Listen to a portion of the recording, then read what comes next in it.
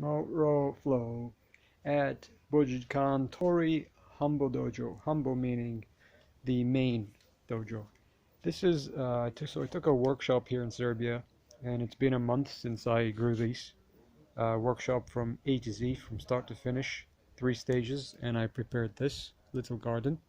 As you can see here, I got companion planting done, onions, next to here blue tomato, and we got some French beans, some herbs, more French beans, okay, carrot,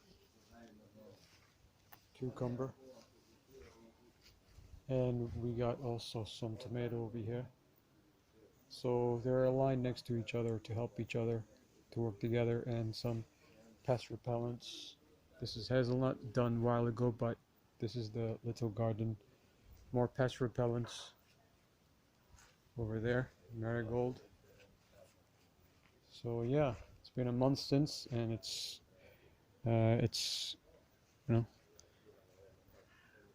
turned out wonderfully. Already the onions are edible. The others need maybe a few more weeks, and to cook care of the hay as well. So MoWrOwTourz, going back home.